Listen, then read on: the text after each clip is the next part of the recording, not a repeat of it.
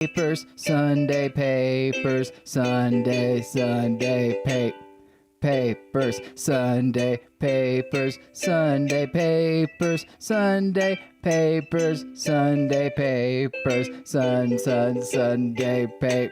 This checking. Clap in. You go ahead. Oh yeah, you're gonna clap. 1, 2, 3, 4. There it is. 3, 2, 1, and time to get some energy. Read all about it, y'all. Read all about it. That is not energy. It's the Cajun News, Cajun CNN. Headphones What in. up? What up, Yes, y'all? sir. Yes, sir. Hey, sweetie. I had a lot of people call me sweetie and baby the last couple days. It's been I kind of love that. It's nice, right? Yeah, I love it. I love being called baby. You big baby. Look at you, big baby. It's just like the first time it happened, I was like, wow, this waitress is really hitting on me. And then like 8 people later, you're like, oh, that's just like a sweet thing they do. Busboy said it more than the waitress. All right. You know what? Let's be honest here. We got nothing to lose. I'm sick. Not COVID somehow, but had chills, achiness, and I was like, God damn it, I got COVID again, right? And maybe I do, but I tested and I don't. And maybe it'll test positive if I test today. Anyway, Jesus, when you're of a certain age, that achiness and soreness, it's hard to tell the difference between regular life and when you're achy and sick. Yeah, right. Like I kind of walk to the bathroom in the morning like I have ice skates on, you know what I mean? Or like ski boots. Like it's a little bit of a don't want to bend all the joints too much. Let's go, let's try to keep this simple, and I hobble. Yeah, you realize that after the age of 50, you're sick. You're just always sick. Well, so you're sick and dying. You're sick and dying. I mean, the idea of morning sex without getting up and going to the bathroom first? What are you fucking kidding me? Get off of me. Oh my! I'm sure that's what you say. And then you don't have much energy. You're in where, Lafayette? I'm in. Well, they call it Lafayette until you get here, and they call it Lafayette. Lafayette. That's because you're so funny. Because they haven't laughed yet. The Paris of the Bayou? I'm making that up. That is in no way their nickname. All I know is it's one of the poorest states in the country. I was just in New Orleans for 2 days, where it's the murder capital of the country. They have something like 600 or 700 police officers. It used to be 1,500, and then the cops started leaving the force with the Black Lives Matter thing and COVID. They just started quitting, and they can't get anybody to join the force anymore. They're offering like $30,000 as a signing bonus to become a cop, and they can't get anybody. Come on, be a cop in the murder capital of the country. Come on down, be a cop now, yeah? Come on, baby. Come on. What was I going to say? Did you ever watch the documentary The Pharmacist? Yes.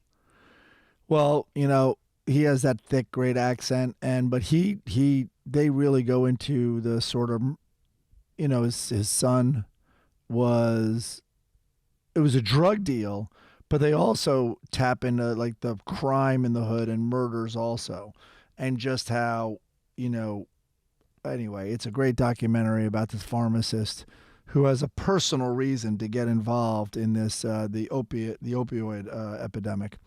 Yeah, I mean, most people. It was good because I wasn't on Bourbon Street. I was in what they call the Warehouse District, which is a little. Oh, right, yeah. It's a very cool area. Howlin' Wolf. Yeah, the Howlin' Wolf. And so I met a lot of. That's where I saw Bob Dylan. I'm not going to tell that story, but I saw Bob Dylan. You did not see Bob Dylan there. No. I saw Bob Dylan on a street in the Warehouse District that time. I was down there shooting Riddick Bowe. Yeah. He and I were the only 2 people on the street. I nodded, and he kind of nodded back, and then I had to get inside real quick before I started laughing because he was wearing blue jean overalls that were 3/4 length legs, like in other words, below the knee. And then he had like Air Jordans on with gym socks. Gym Bob socks Dylan. pulled up. I don't know if maybe one was. Yeah. No, it wasn't. They weren't that. It wasn't that amazing. extraordinary. Yeah. It was truly amazing. That's the right word for it. So I went down to Bourbon Street. I got in a day early because I wanted to kind of sample New Orleans. I hadn't really spent much time here before. I was only been here once before, and I didn't really see much. Really? I want to come back. I really kind of fell in love with it. So I go not Bourbon Street. I did not fall in love with Bourbon Street. No. You go there, and it literally felt like it was a collection of everybody in the last 10 years that had been thrown out of my Friday Night Late Show.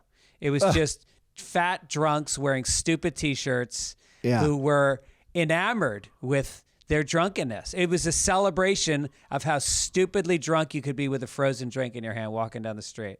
Yep. Totally.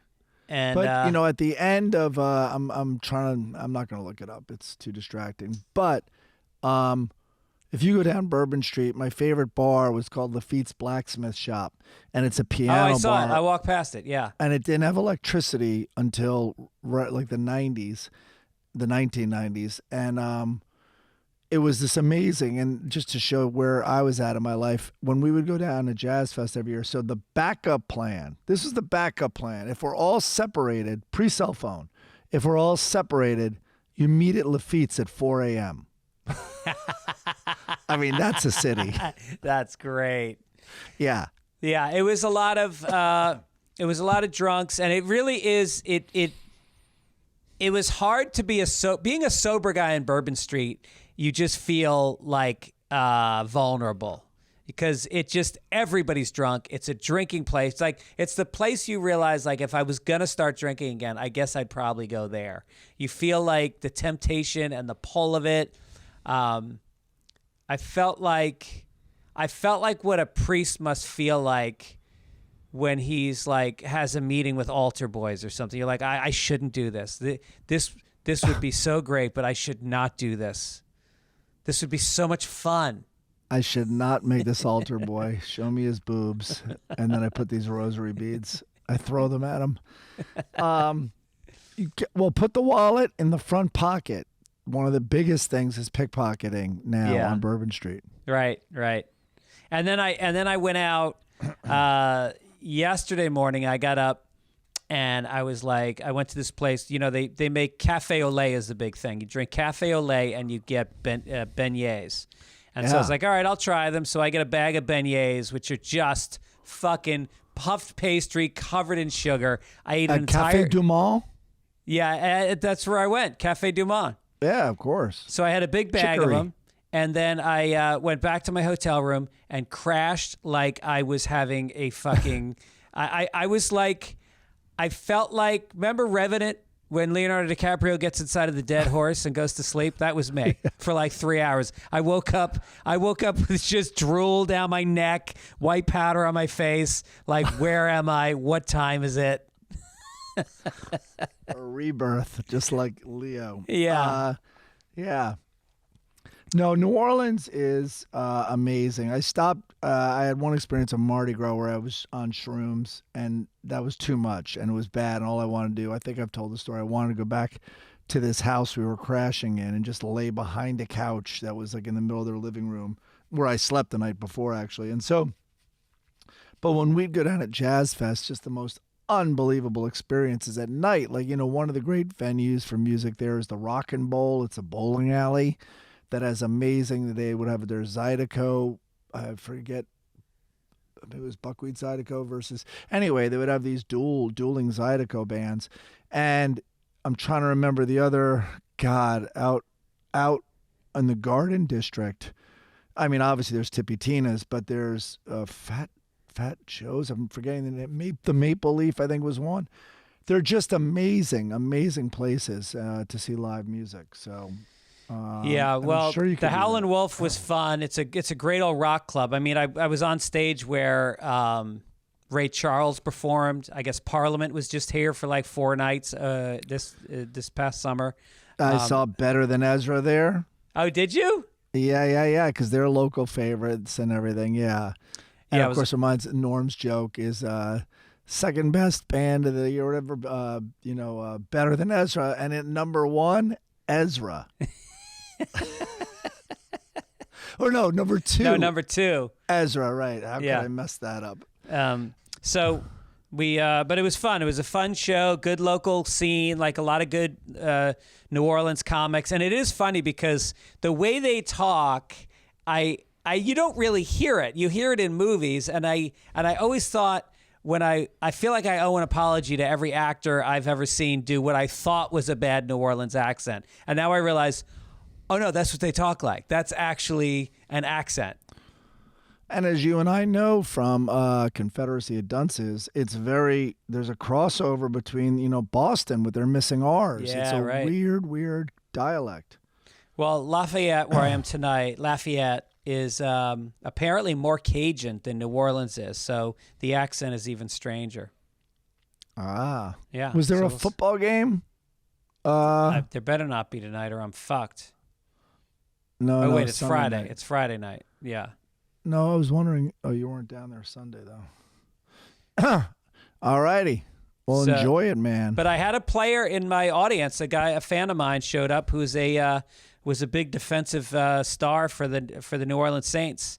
He won a Super Wow. Bowl ring, and he was in the audience for my show. Wow. Yeah. Do you know his name? His name was...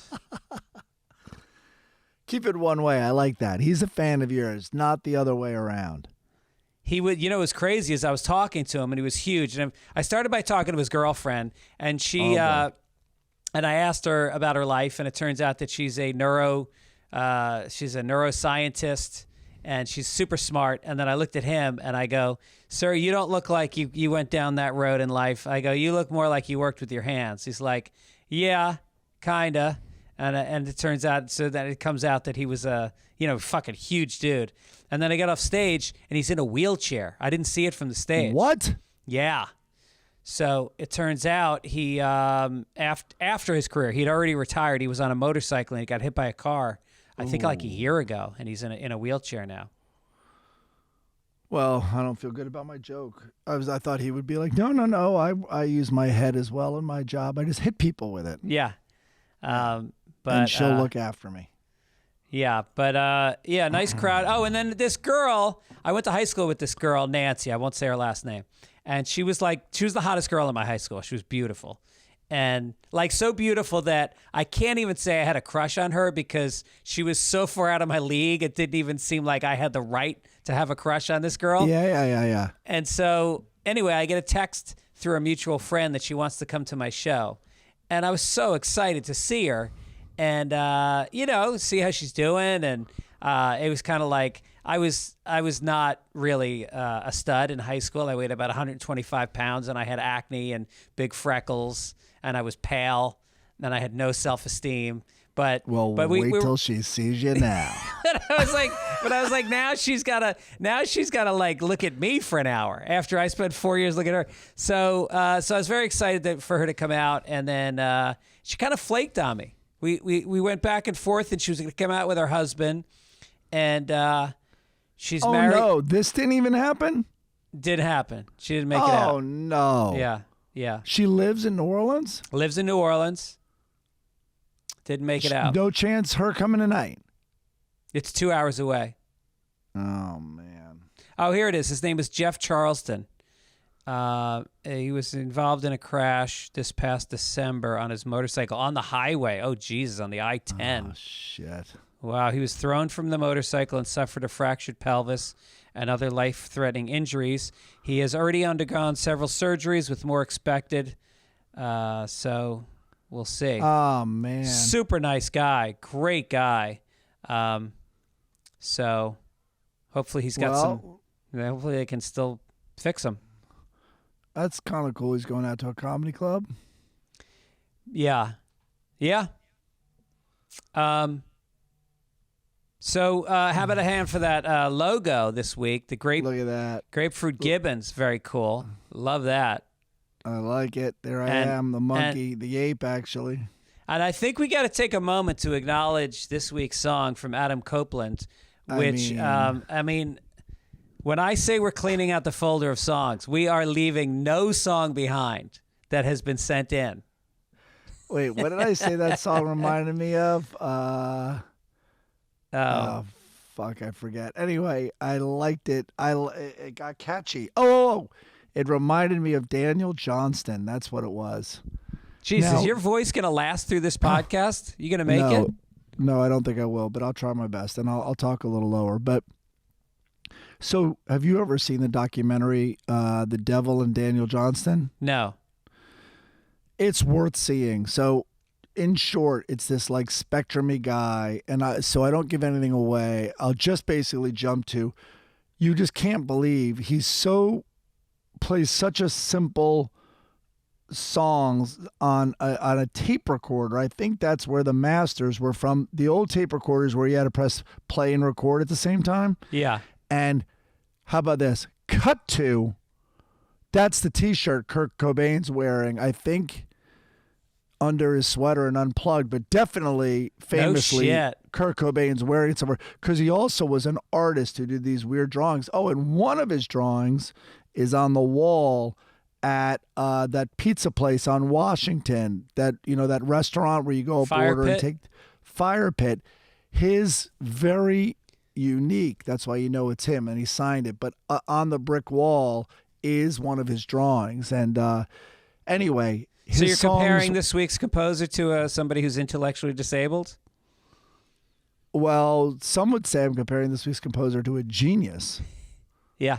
But his music, I have I called him up here, was frequently cited for its, quote, pure and childlike qualities. Wow. Well, Adam, thank you for your pure childlike song.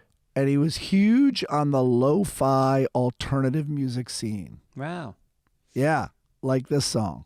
Corrections this week. Christian Reese said Coolio's big hit, Gangsta's Paradise, was just Stevie Wonder's Pastime Paradise, tweaked a bit lyrically and musically. I didn't realize that.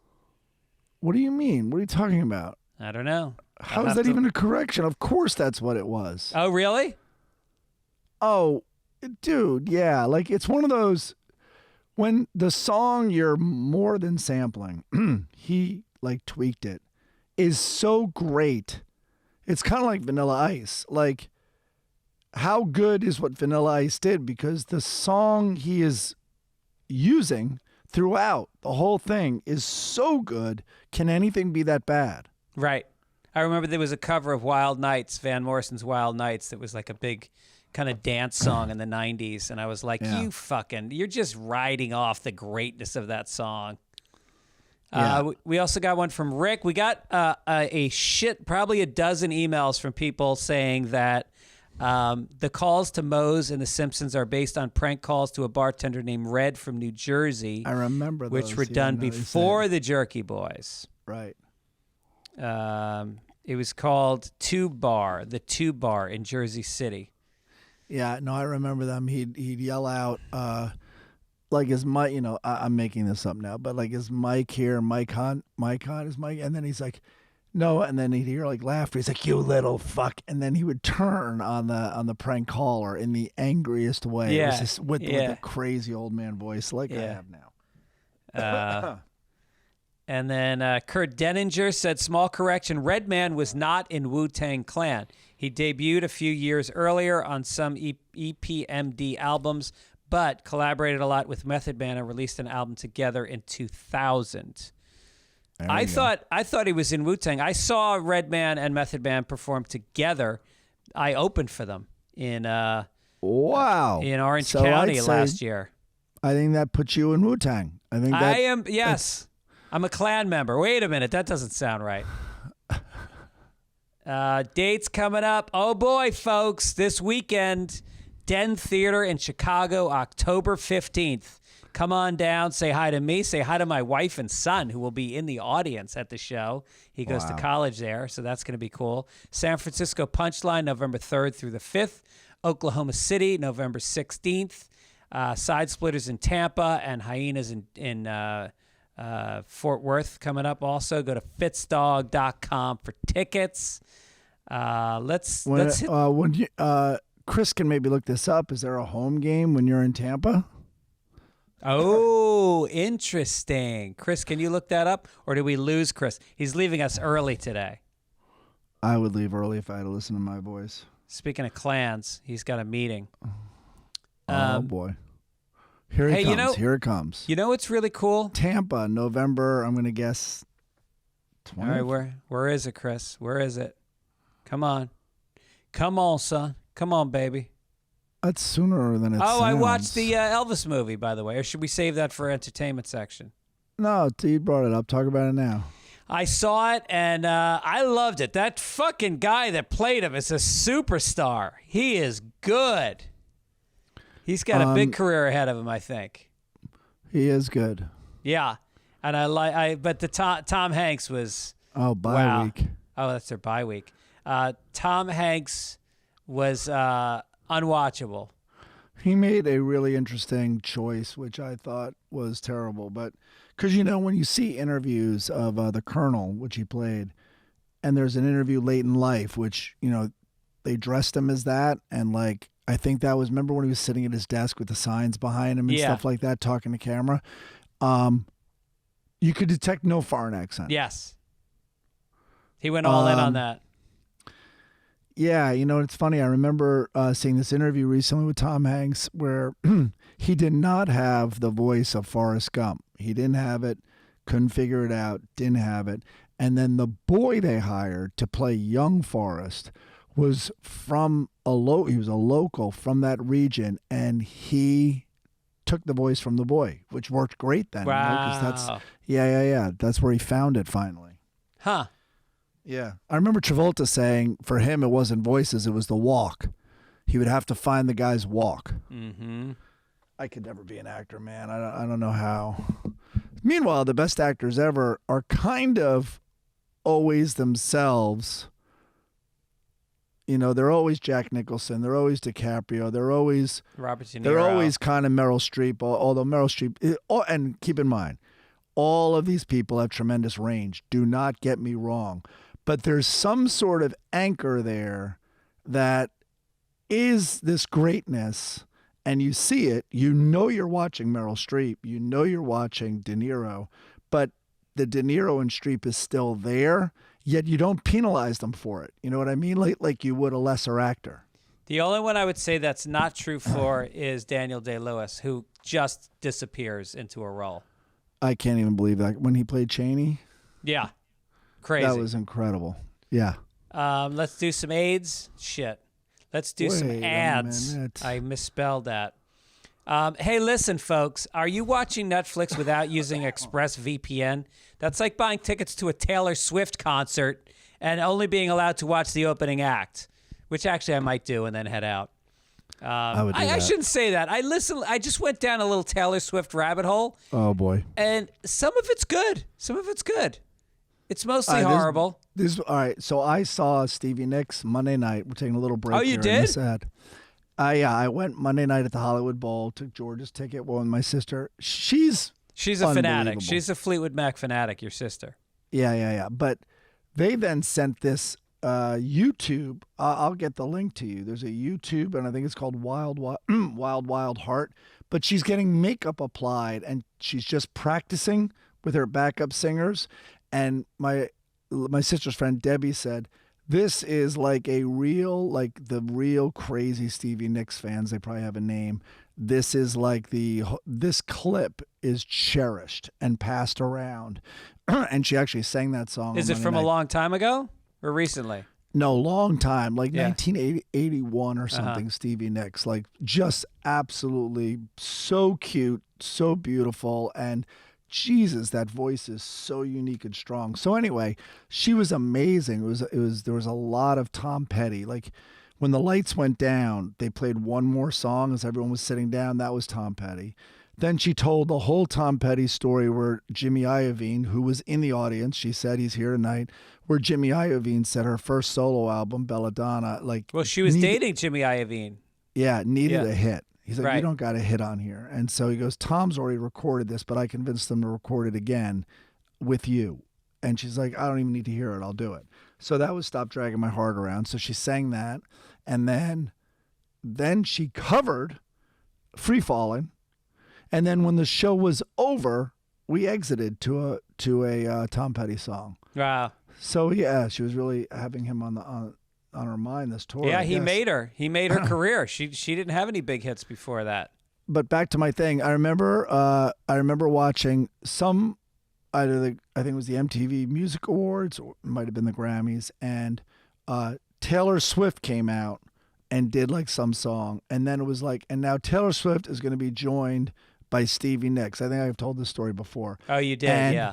I so naively and stupidly was like, oh no, this is not going to go well for Stevie, because Stevie did not look good. And also, she's 3 times Taylor's age and came out, and Taylor sang the first chorus or first verse of the song or whatever. And then Stevie came in, and you immediately were like, oh my God, Taylor Swift can't sing. Yeah. Like, it was night and day. And I remember that was the first time, I remember this vividly, I was alone, and I was like, right? It's not just me, but it was like, I'm not going to pick up the phone and call people, but I'm like, how can I check? And that was the first time I used Twitter to do did everyone just see what I just saw? And it was everywhere. Yeah. Wow. Yeah. So anyway, maybe not Taylor Swift, but perhaps another singer. So Netflix basically they have different movies for different countries. Their libraries vary depending on the country.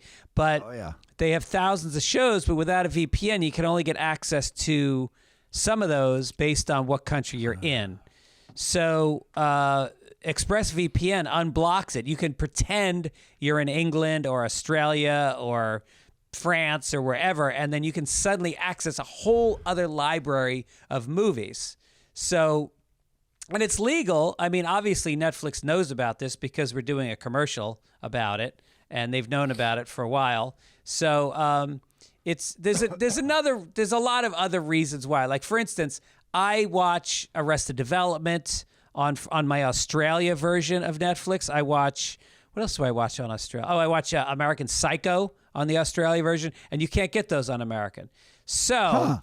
There's a lot of reasons to use the ExpressVPN. Very fast. You can stream in HD with 0 buffering. It works with your phone, laptop, smart TVs, everything. And there's servers now in 94 different countries. So gain access to all these new shows. Greg, I have to get my door, but you do the next ad. I think Olivia's okay. I'm sorry. Go. So be smart. Stop paying full price for streaming services and only getting access to a fraction of their content. Get your money's worth at expressvpn.com/papers. Don't forget to use my link at express, V as in Victor, P as in Peter, N as in Nancy.com/papers to get an extra 3 months of ExpressVPN for free. Also, I want to talk to you a little bit about RexMD. I mean, look, going to the doctor, no one likes it. It takes forever. You waste an entire day, and then you don't want to talk to your doctor about. There's some things that feel like too personal to talk to your doctor.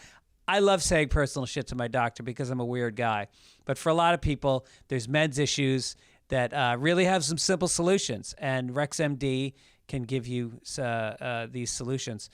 They make getting generic and branded Viagra or Cialis easy. Everything's online, even the prescription, and they deliver to your door. No office visits, no talking to a receptionist. Super simple. Normally, Viagra's like $90 a pill. I didn't realize that. $90 a pill. That's but insane. Plus, you got to pay the hooker.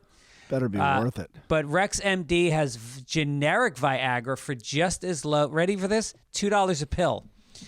You fill out, everything is on the website. You fill out the questionnaire. The doctor reviews you and prescribes the generic Viagra if it's appropriate.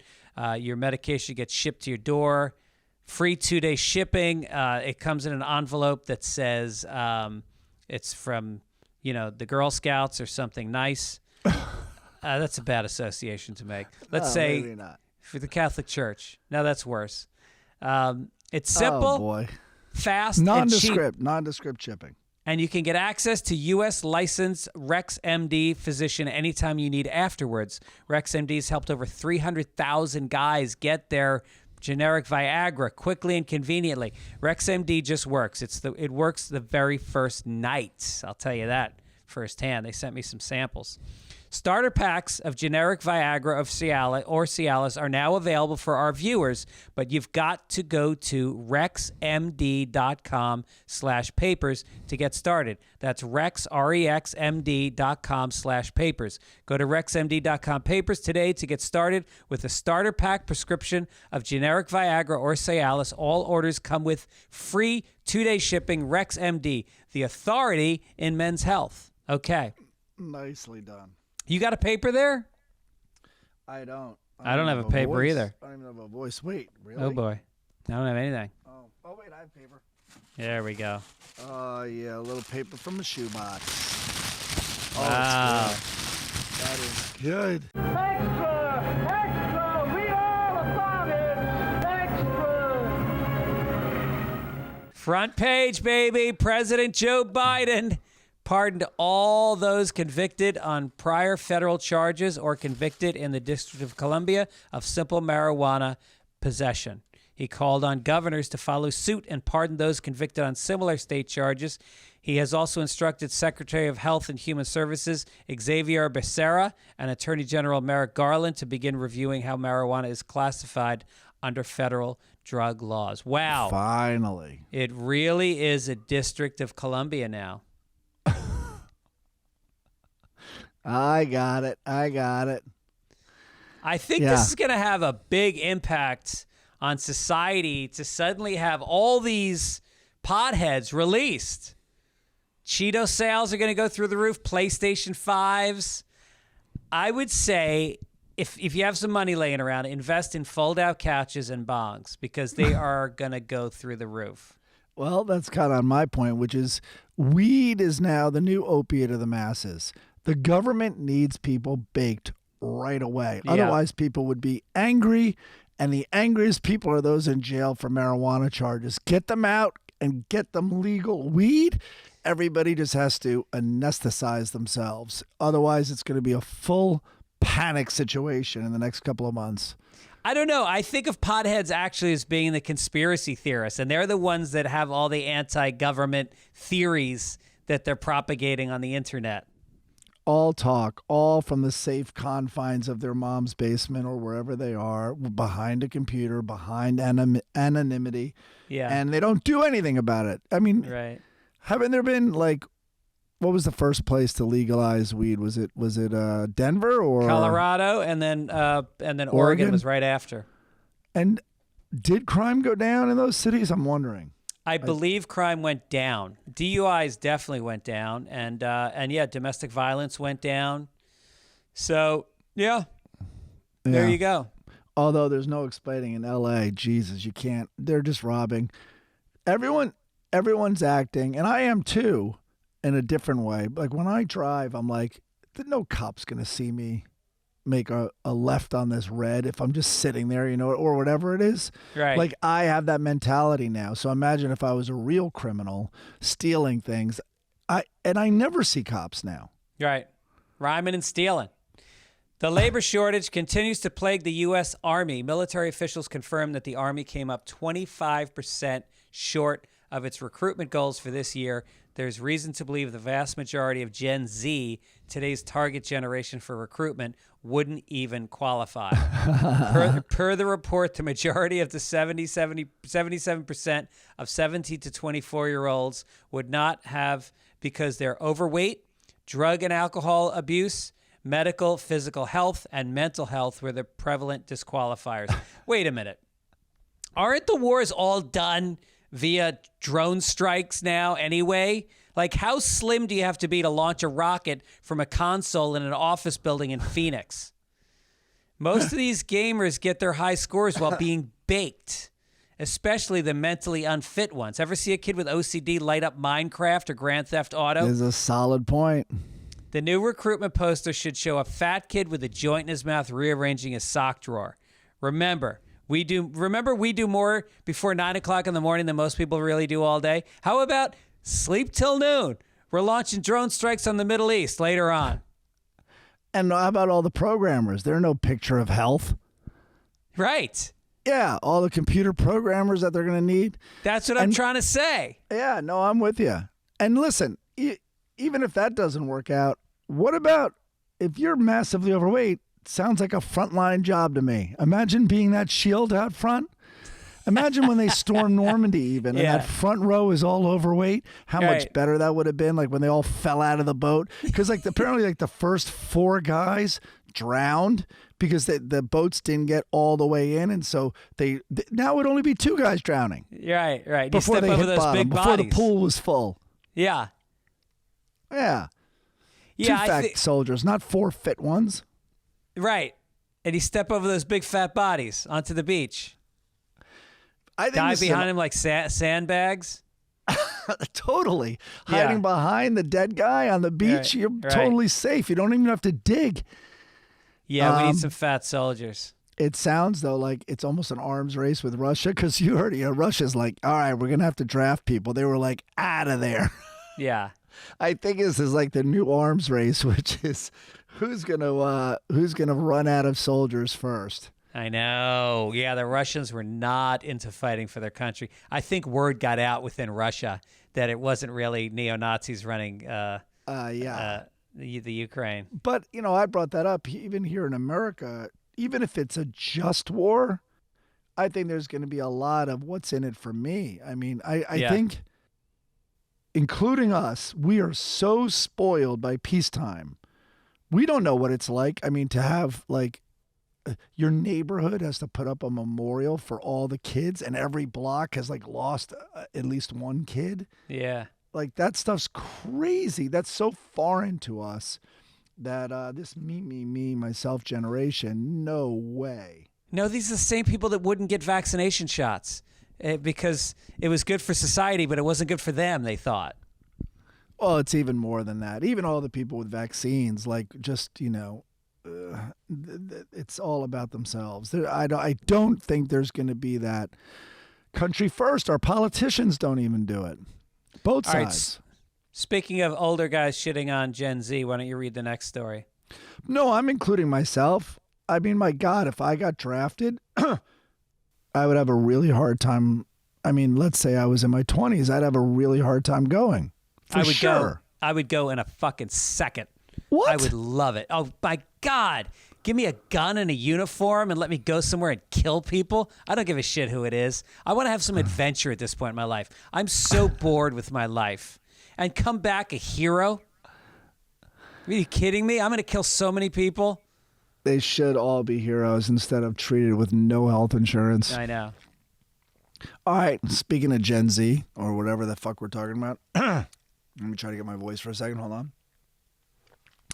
Maitland Jones Jr., a professor of organic chemistry, was fired by NYU after more than 80 students from his 350-student course signed a petition complaining about grades, teaching, and help that they received during the COVID pandemic. So they fired him, NYU, because the course was, quote, too hard. The professor, wrote the textbook of the subject, now in its 5th edition, and had been a star teacher at Princeton. He went out of his way to tape his lectures at his own cost to mitigate some of the attendance problems attributed to the pandemic. Yet students revolted because they feared, according to the New York Times, that, quote, they were not given the grades that would allow them, wait for it, to get into medical school.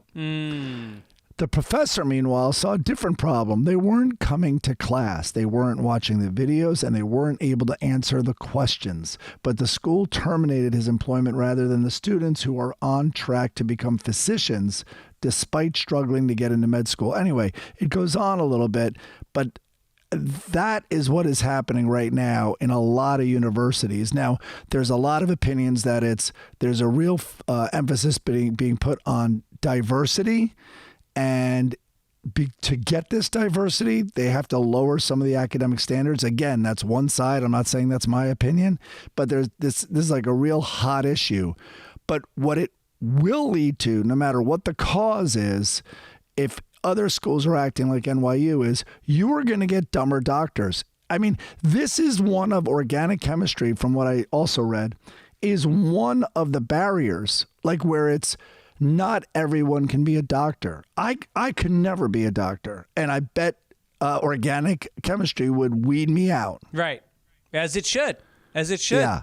I mean, this generation, I want to start a petition that every kid who signed that petition be sent to a fucking preschool in Marin County, California, so they can feel safe. They should be, and let them train to be fucking life coaches, because that's the only thing they can do. Yeah. Well, not saving life coaches. They're not going to be that. No. Jesus. I don't want a doctor who like got a gold star in medical school or like most improved. I don't want a most improved doctor. Yeah. I'm only going to go to old doctors now. They're going to have a generation of doctors that have amazing bedside manner and go to a lot of funerals. Yeah. Listen, I want to validate not only your pain, but your surprise that this routine operation is now killing you. Yeah. But look how well I treated everybody. Yeah. Look at my marks. They like me. A Southwest Airlines pilot is suing the company, her union, and former colleague who pleaded guilty last year to deadbolting the cockpit door during a flight and stripping naked in front of her. Christine Janning alleges that Southwest retaliated by grounding her after she reported Michael Hack to the company and the FBI that it kept him employed despite an alleged history of sexual misconduct, and that managers disparaged her in memos. Wow. He's really putting the cock in cockpit. Is that what he did? That's what he did. That's what I did. Hi, this is your pilot, Susan Smith. We've reached 30,000 feet, and if you look out on your left, Jesus Christ, Michael, put that away. What? It's all on the intercom. We're at cruising altitude. You can now unfasten your seatbelts, and what the hell? All your belts. Take all your belts off. Who needs belts? Meanwhile, even she said, even more offensive than this is all the Southwest passengers in shorts and flip-flops.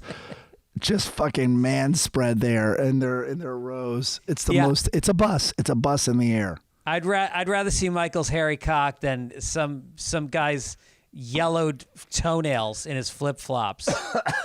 Yeah. Oh, God. What is worse than that? That's what Bourbon Street was. It was fungus toenails in flip-flops. It was a lot of that. Also, you don't even have to go as far as fungus. The feet I have seen, like I walked into a doctor's office yesterday, and I went by, and this woman, it was like a very Larry David thing. Like we're in the elevator, they got in after me because they're very slow. And then when it got to the floor, I was a gentleman and I held the door for her. She gets out. I'm walking behind her waddle, which was so slow, but I'm like, well, now it'll seem pathetic. We're definitely going to the same. There's like one door open at the end and stuff. And so she goes in first. Anyway, long way to say the claws that were in these flip-flops were like talons. What are you thinking? How old was she? And she was probably in her 50s also, but like very overweight, but like your hair is done. So clearly there's something going on. Like your hair looks okay and washed, and there's like a clip in it. Like you do know what appearances are and what they mean to you. Like where is the blind spot that you're letting someone see those? Maybe she can't reach the toenails. Was she that big? Then get one of those grabbers that put your socks on for you. Do you have one of those? I don't. You need one. I'm getting my hip yanked out in 3 weeks. Really? Yeah. Oh, boy. Yeah. All right. Well, you're being in and out in a day, right? Like the last one? Half a day. Ah. And then I'll be on drugs doing a podcast with you days later. Airbnb will not issue blanket refunds to guests who had reservations in Hurricane 2 in Florida. The vacation rentals company's extenuating circumstances policy allows people to cancel and obtain a refund for events it deems to not have been foreseeable. Hurricanes in Floridable. That's what they should call Florida. Floridable are not included. Disasters in Florida are very foreseeable. The policy does not cover things that are, quote, common enough to be foreseeable in the location. For example, hurricanes occurring during hurricane season in Florida. Which, by the way, so you should expect hurricanes during hurricane season. I guess they also don't cover rentals in Brooklyn if you're taken hostage in the house. If you rent a place on the Jersey Shore and a group of middle-aged Italian guys crank Bon Jovi and grill kielbasa all weekend, you can't complain. That happens. Exactly. At that point, I ran into this in Palm Springs. We were going to rent. Our family was going to go out there for Christmas. So Laura and I and with my mom were renting a place, and it had blown up the year before. So this was the second COVID Christmas, and there was a second wave in that fall. And this exact problem happened is Airbnb and VRBO was better, but Airbnb washed their hands of it. They're like, you two work it out, the homeowner and the renter. And the homeowner asked one question. You mean I don't have to give the money back? Thank you. That's the end of the conversation. Right. And people freaked out because they couldn't travel, and they said to quarantine. Also, if you came to California, you had to quarantine for 10 days, whatever it was.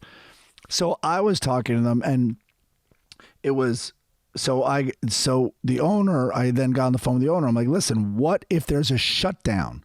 What if it's, I'm not allowed to leave my house in Santa Monica, which has happened before per the state's guidelines, and I can't make it out there? It's like, sorry, it's just going to have to be that way. And, and then he said, I forget what the issue was, but with this, it's like, okay, fine, Florida, I'm coming.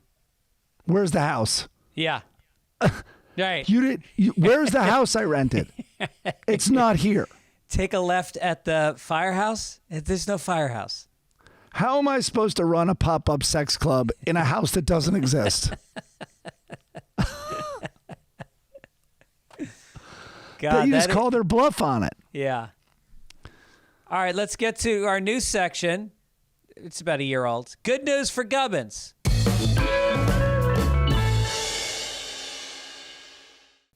Yeah. Oh, yeah, I got to get this text. Oh, yeah. Sorry, paper. There you go.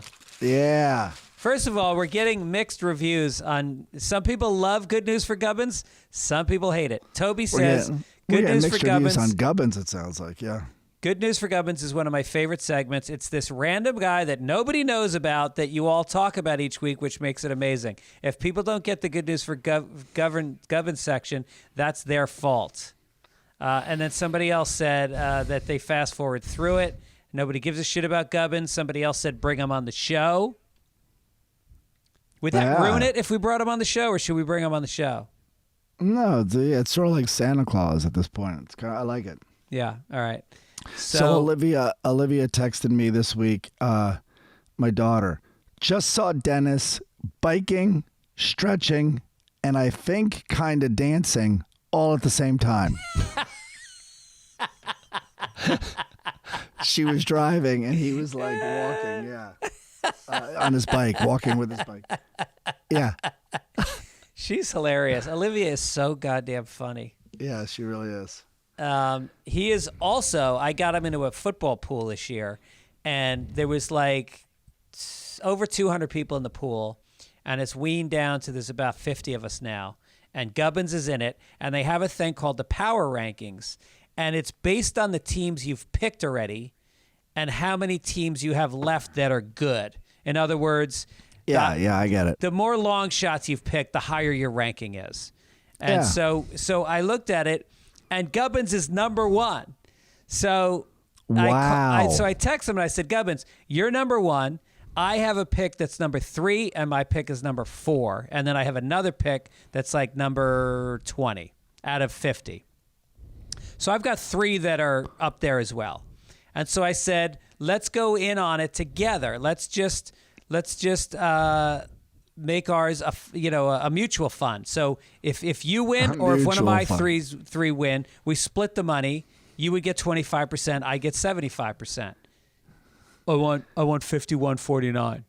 Because his why would he? Yeah, exactly. I'm on his side with that. I'm not that high, but he has the number 1. Yeah, but that'll change. We'll see. I said I'll talk to you in a few weeks. There's a very easy mathematical way to weight that. You could do it. We'll see. I'll give it a couple more weeks because he won't be a number one and I will be, because I picked some long shots for this week.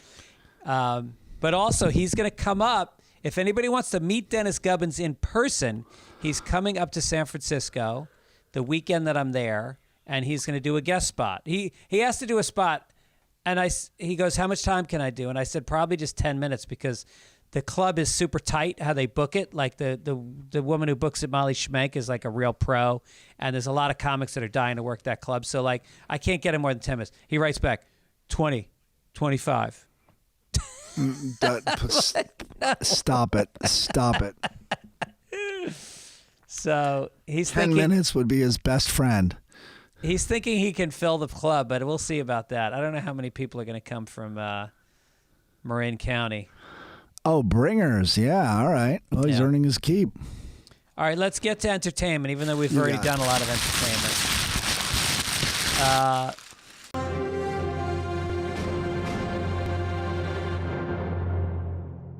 Dahmer is the headline. It is the number one streaming show in Netflix history in the first 2 weeks that any show has been out. Here's my review. If he killed his victims as slowly as he does in this series, he's the worst murderer. He's the most villainous person who's ever lived, because I can't even watch any more of it. It's the slowest show I've ever seen. It's slow, but and I think the only reason it's sustaining is people's just absolute morbid curiosity, because that's all you're seeing. You're not, I mean, I know you and I are old, so we lived through it, so we know a lot of the details, but you're not learning anything new. It's not like one of those mind hunters where you are learning, why do they think that way? What's going on? Like, they're not even placing emphasis on that. It's like, how many scenes of him drinking fucking American beer can I sit through? Yeah, well, you know what it is, and I read an article critiquing the show as being like murder porn, and that this guy is super good looking, and and there's a lot of female viewers that are like really, they're sexually fantasizing about this guy, and there's the families of the victims are kind of outraged, and they're giving Netflix shit about portraying him this way, and like the scene with the blood, it was like a Carl's Jr. ad with some model eating a burger like in a bikini on a car. It's like, enough with the beauty shots. This isn't some model photo shoot where this ripped dude is pouring blood on his torso and drinking it. Like, if you know, it's Ryan Murphy, so that's his thing. It's not my thing, and it's just so slow. I watched 2 episodes and then tried to sleep, and I could not sleep. It's a 1 episode a night show followed by like something corny, something light afterwards.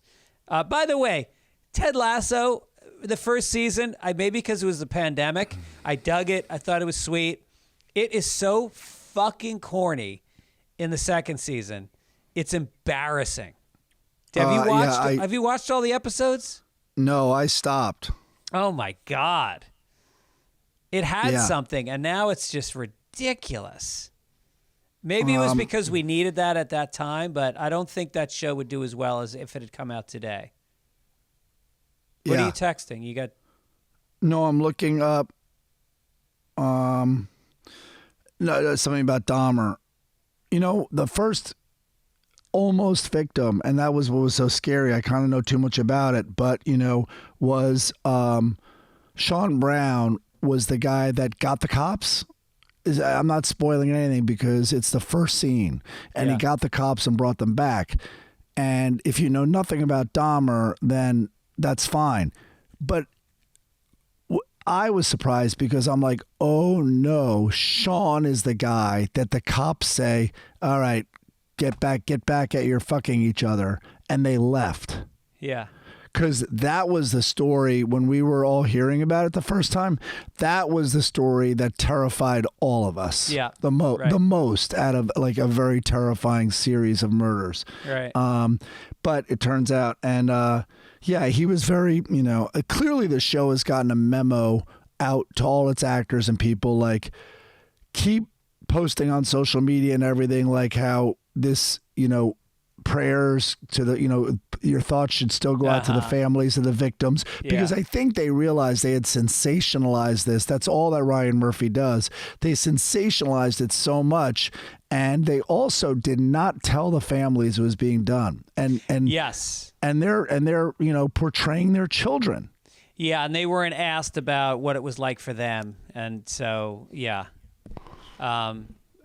it was the same thing with, who was the other serial killer that was really good looking, the charming guy?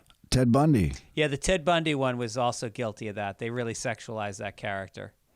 Oh, yeah. No, it is like murder porn for sure. And that's, where we're heading. Speaking of sexualizing a character, holy shit. Have you read about this? Velma from Scooby-Doo is now canonically gay. And That's fans weird. are going wild. Trick or Treat Scooby-Doo is the latest animated Scooby-Doo movie, and fans are already sharing a few scenes that make it clear that Velma is into girls. In one scene, Velma meets a character named Coco and instantly develops a crush on her, and her glasses fog up, which is the cartoon nerd sign for in love. And Is she says Velma the one in the sweater all the time? She's the one with the big glasses and the orange sweater, yeah. Yeah, exactly. And she says her catchphrase, Jinkies. This is news that she's a lesbian? Well, it's a big deal. Because don't they have a Barbie Blondie also in the car? They have a what? A Blondie, like a blonde hottie who looks like Barbie doll? That's right. On the side of the mystery van. The juxtaposition was huge. Although the mystery machine is now going to be like a Subaru Legacy Outback. And I got to tell you, tattoo artists in Provincetown, Massachusetts, better start working on their Thelma tattoos, because that's going to be in high demand this fall. Yeah, that would be a cool little tattoo for sure. You think Velma. you think her glasses were moist? You should have seen her little animated panties. Oh, Come Gregory. on, that seems wrong.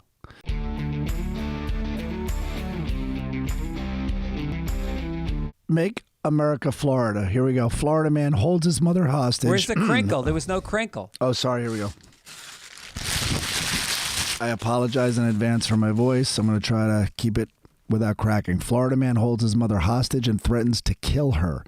So at around 9:30 p.m., Palm Beach County Sheriff deputies were called to an armed suicide attempt. That's when the deputies found Neaton Matthew, 37, threatening to stab his mother with a pink knife and commit suicide. What a Florida detail. When the deputies sparked a conversation with him, Matthew grabbed his mother and again threatened to kill her.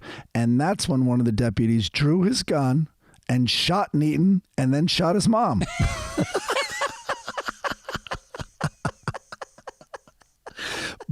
Both were taken to a local hospital with non-life-threatening injuries. The deputy who fired his gun is on paid administrative leave. Yeah. When reached for comment, the deputy said he couldn't believe he only wounded them.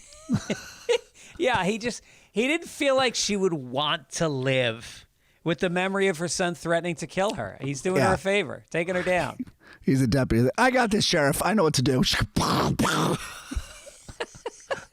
He shot the son because of the knife, but he shot the mother because of the Oriental rug hanging on the living room wall and the dolphin statue in the hallway. By the way, they showed the pink knife. There was a photo of it in the newspaper, and it's one of those short little Cuisinart knives with the plastic handle that you would cut like limes with or something. That was the threat here. Yeah. Obviously, he could kill himself and his mom with that. Don't get me wrong, but I think you could not shoot them. I'm thinking. I wonder if he shot the mom and then he just was like, oh my God, that felt so good. Like eating potato chips. Like, oh my God, I had no idea that it was his first kill or his first time shooting somebody. Maybe he's just a hot shot, man. He's like, I only grazed both of them, and it turned out it's true. Should we save this next one to save your voice and do it next week? Yeah, we could do that because it's about Bernie Taupin, and that takes a lot out of you. Yeah, we can do it next week. Yeah, It does. Oh, it gets me so angry. All right, what are we doing? Sports? Yeah, let's do some sports. There it is.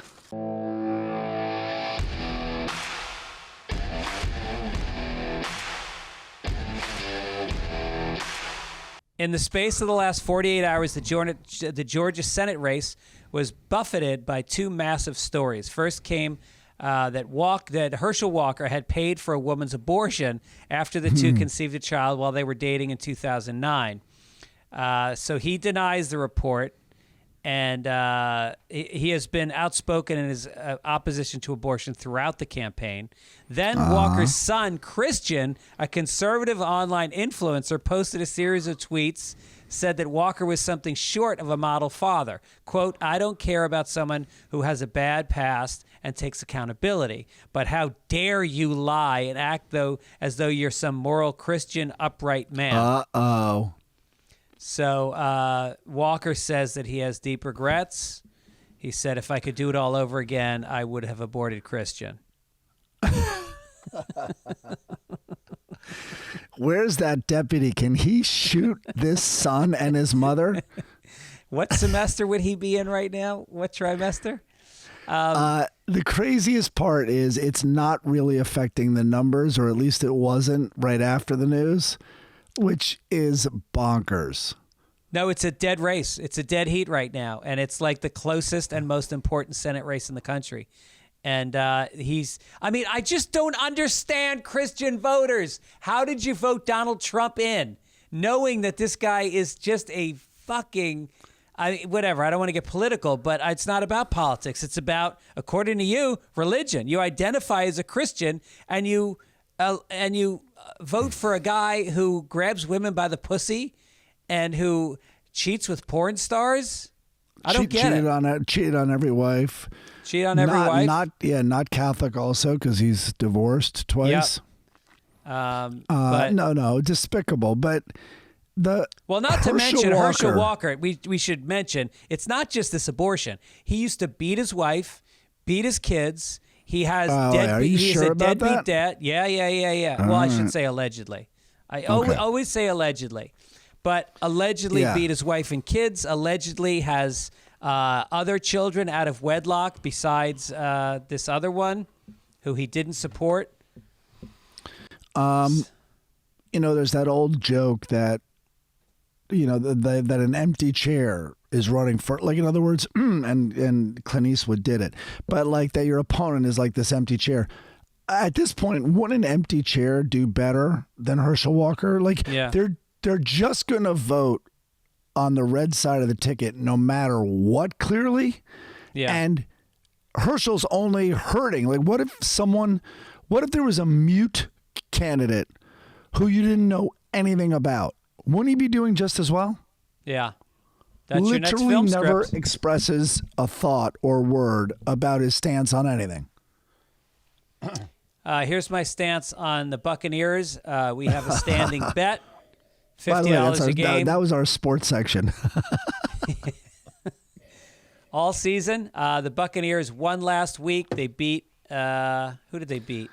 No, they lost by 10 points, didn't they? Oh, right. They lost. So now the bet is back to 0. You got it. They're 2-2. This week coming up, they're playing Atlanta at I think in Atlanta, and they're giving 9.5 points. But I didn't realize Brady was injured. Wow. You said he didn't practice this week? I think I saw a headline today that he missed 2 practices or something like that. I think, and I think there was chatter about a rotator cuff. So, which begs the question, do we bet on the game regardless? I mean, the good news is we bet on the point spread at the time of kickoff. Right. So these guys will factor anything in. But the true bet was, I thought they handicap Brady more than they should. Like they give him too much credit. Right. Well, I'll tell you what. I'm seeing a Brady who's not as good this season. He's not as good. He's just not. It feels like a guy who didn't go to all of his training preseason and who is distracted. So my thoughts and prayers are with the Brady family right now. I would counter it and say, if he's alone in an apartment now, I mean, he was all about football no matter what anyway. Like, imagine how focused this motherfucker is going to be now. And knowing he can't tarnish. He can't be the boxer that didn't retire and comes in and gets his ass kicked. You know what I mean? Yep. And how many more games does he have? 10, or I guess maybe a little more. But like, I could see him pushing it. I mean, it was the Super Bowl. It was Kansas City from a couple years ago last week. And I mean, Mahomes just looked like twice the quarterback Brady did. Yeah, it seemed like they had a possession, and it could have maybe come down to a 3-point game if they. But I know it was maybe meaningless at the end. But yeah, all right. Well, we'll see. So if Brady does not start, is the bet on? Yes. Wow, look at you. You have a problem. Okay, Yep. International. Now we're skipping international. We're skipping going that to section, business. God going damn to it. business. Going to business. All right, I just wanted to, no jokes or any real stories. I just wanted to re-up. A lot of people asked about this bond that I recommend people buy. It is a Series I. I said Series 1. It's Series I savings bond. The interest rate is tied to inflation, meaning they pay more when inflation goes up, but it's based on with the last 6 months. So right now inflation's been very high, but your time is running out. So get this bond. It's kind of a pain in the ass. You go through Treasury Direct, and that's the website. You buy it, and you can only buy $10,000 worth. But right now it's paying 9.62%, which is amazing. So it's going to take you some time. Treasury Direct site sucks, but stick with it. And whatever you can afford to put into that, I recommend you buy, because that's going to be a really good return based on where the stock market is right now, or how the stock and you could market's hold performing. it for a while. It could perform. I mean, 10% or 9.62% compounded is serious money. Serious money, folks. Let's skip down to letters to the editor. Matt Turkey, who says, hello, mate, so he must be in another country. Or he's homosexual. Or he's a homosexual. I have seen this clip going the rounds. Is this Mike? Has he gone viral? And the clip was on TikTok, and it had I know. a shitload of views. And it's you and Wheeler Walker Jr. back when he was known as Ben Hoffman. Yeah. And it's you guys doing a sketch with an old lady who you've convinced is auditioning to be an action hero. And there's 2 versions going around. It's like finally people are watching the Ben Show, but the one of them had over 600,000 likes or something like that. Damn. I know. So yes, that that is me, and that was a really funny clip where we came up with a concept. We just wanted to do auditions, real ones, and have people come in for a fake part and just write the most outlandish dialogue for them to do, and it's called Gangsta Granny, and it's like take out your hearing aids, shit's about to get loud, and they're holding guns.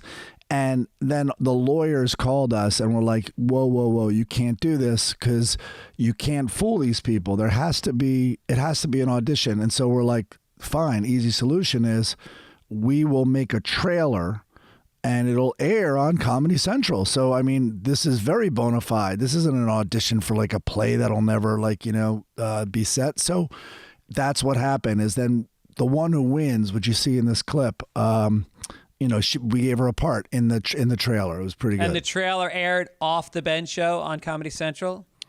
It aired within the show? Within the show. Okay. And then we also played all the auditions, because they signed that we could use their auditions, the other grannies. It was great. How do people find it? What should they search for? I don't know how you search stuff on TikTok. Well, I'm sure it's on. No. It's sure on it's YouTube. on YouTube, right? Ben, just look at Ben Show and you'll see it. And then it's Gangsta with an A, Granny.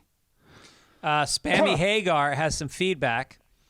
After clicking play, I found myself listening to an overheard conversation from inside a 2055 nursing home where 2 guys update each other on what songs existed in the early 80s and 90s. The conversation was recorded and sent back in time, mistaking labeled as a podcast about news.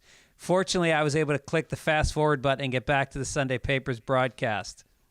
Keep up the good work, Spammy Hagar. There you go.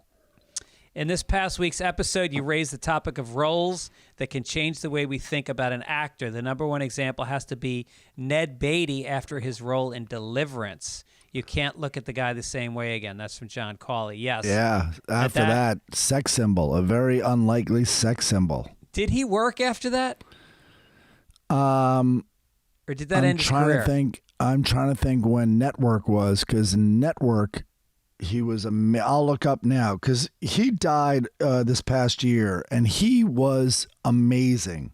He did Shampoo. He was in Shampoo. He was in so many goddamn movies. I'll look him up now as you keep Malloy's reading. good friends with his son. Good guy. Oh, wow. He's an actor. Oh, cool. Nathan Schlief. What kind of name is Schlief? As for the black people in the series, I was talking about the House of Dragons. As for that black people in the series, if you would have stuck with it, there was a reasonable explanation why the powerful, rich black people are not around in Game of Thrones. The princess married to the gay black man never had an actual son with him. All their sons were from the White Guard. Okay. Look at that. And then he wrote, continue on the, quote, good work, gentlemen. I see. All right. Yeah, he did do a lot. He did Network after Deliverance, and his role, which was not big in Network, was one for the ages. Yeah. All right, keep going. I'll find. And then we got Jason Cobb. We have a few people following up on the new musical topic is best first albums by a band. He says Stevie Ray Vaughan, Texas Flood. The band, music from the Big Pink. I like music from the Big Pink, but I don't know. I'm not as blown away by it as some people are. Maybe I got to give it another listen. Michael Jackson, Off the Wall, obviously crazy. John Mayer, Room for Squares. Metallica, Kill 'Em All. Yeah, that was a crazy first album. And then Kurt Gibbs says Dire Straits, the album called Dire Straits, released in 1978. That was an insane album. Amazing album. Not as good as his next one, though. Joe Jackson Looks Sharp. Holy shit. I'm the Man on that album, released in 1979. Santana, the eponymous album, 1969. And, yeah, so send those in if you have some first albums we missed that you thought were great. I say The Pretenders is the greatest first album ever made. Oh, boy. And that's all, folks. Obituary. We're doubling up on the obituary. Sad week on Sunday papers. First of all, the coal miner's daughter, Loretta Lynn, died just a few days ago. She was 90 years old. She was the queen of country music for 7 decades, they say. What do we know about her? No musical training, but spent hours every day singing her babies to sleep. Was known to churn out fully textured songs in a matter of minutes. Lived in poverty for much of her life. Began having kids at age 17. Spent years married to a man prone to drinking and philandering, all which became material for her plain-spoken songs. Her life was rich with experiences most country stars of the time didn't have for themselves, but her female fans knew them intimately. She said, so when I sing those country songs about women struggling to keep things going, you could say I've been there, she wrote in her first memoir. Like I say, I know what it's like to be pregnant and nervous and poor. Fiery songs like Don't Come Home a Drinkin', With Love on Your Mind. That was a big thing. I mean, she was talking about real topics, like a drunken husband coming home and basically raping you. Yeah. You ain't woman enough to take my man, which she actually apparently said to a woman. According to the movie, she sang it to her.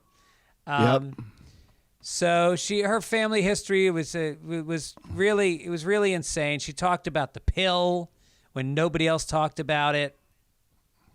She got banned. That got banned from radio. Really? Oh, yeah. Yeah. I think she might have been censored. Someone put it up like 8 different times or something. Like, she just pushed it, man. And what a voice. You know what I loved was that album she did with Jack White, the Van Leer Rose. Just to celebrate her, everyone should go to YouTube and put in Loretta Lynn Letterman, and that performance, and he lets her shine. Like, she has a grand entrance and she has that gown on. It's so strong. And that won her at least one more Grammy, maybe two. Yeah. It's great. So anyway, she did a great interview with Terry Gross, I remember years ago, and they mentioned that. Anyway, the second death, another woman who's in our hearts, Judy Tenuta, who is such a great comedian. She was so underrated. I mean, so many people in this generation, when I think about how comedy, obviously it's cyclical and new comedians come in and you really don't know who's going to stand the test of time, but you don't hear people talk about you didn't until yesterday, sadly. But Judy Tenuta was one of the powerhouses of the comedy scene back in the 80s and 90s, and a truly unique voice, a comedian who fucking killed. And, there was a time when comedians really had personas and really had characters, and she just leaned into this character she did. She was so great. So she died. She had cancer. And I always think of her. I think of her and what's his name together. What's the male comedian who's kind of an oddball like she was? I always thought they were like a couple. Also from Chicago? I think so, yeah. Yeah, I'm forgetting his name if I'm thinking of the right guy. But she also reminded me a little like Cyndi Lauper type. Yes. Just, she even wore dresses similar, but on top of it, she always had an accordion.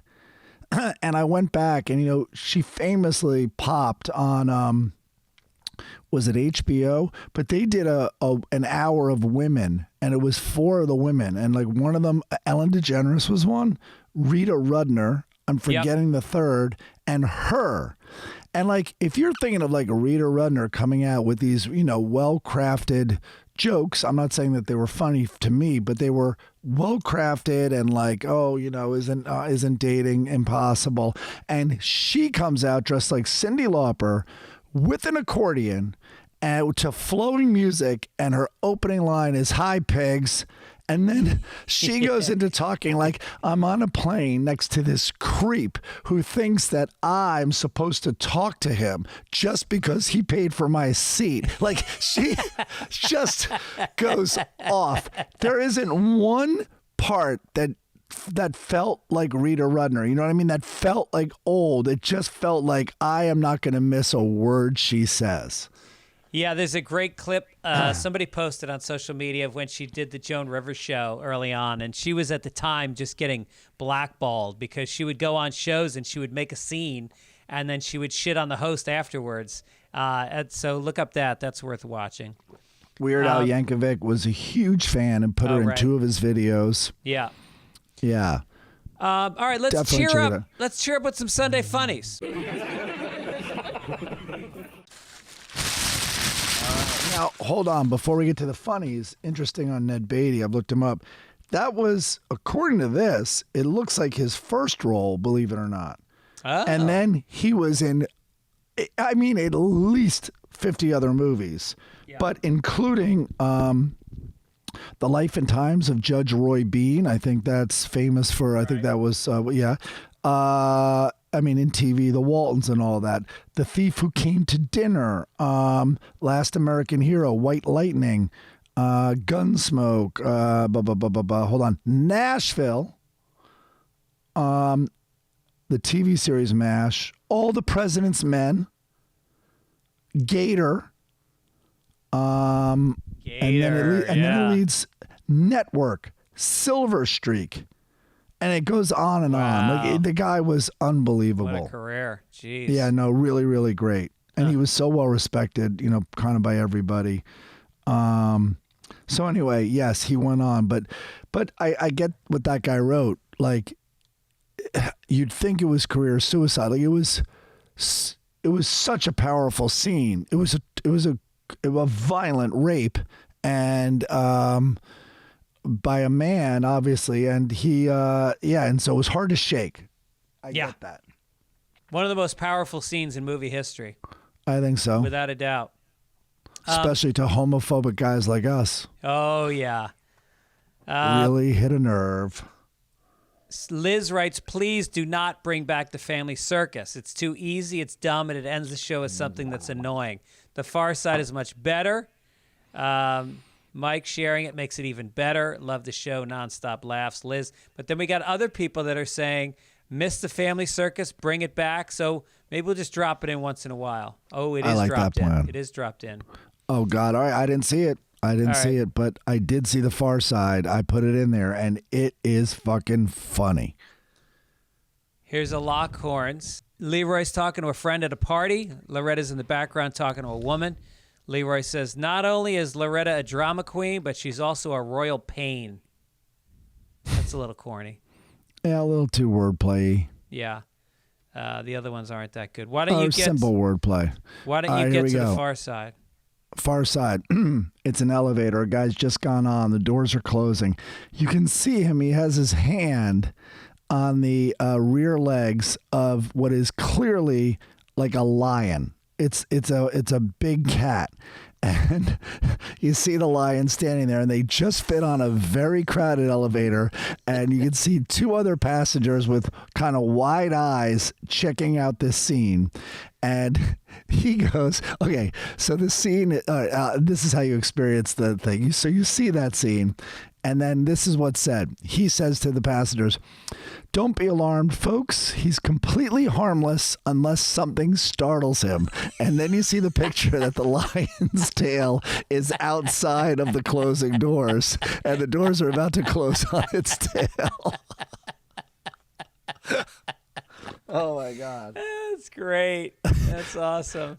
I told you the one. I mean, I've said it before, so I'll never put it on the podcast, but he has a couple of those. One was these two explorers. You could see their campsite, and it's torn to shreds, and someone's arrived there and has picked up a ripped up journal, but has pieced together a page and is reading, and it says, the gorillas exhibit a keen sense of humor. Tomorrow we're going to try the buzzer handshake on them and see how that goes.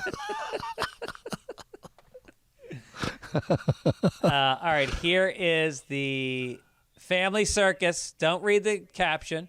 Look at the picture. Oh, all right. Let me see. Tell us what you think it says. All right.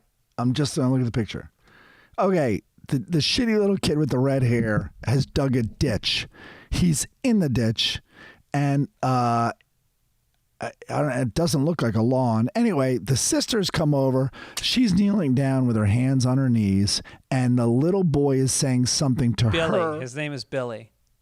And he's pointing in the hole. And so our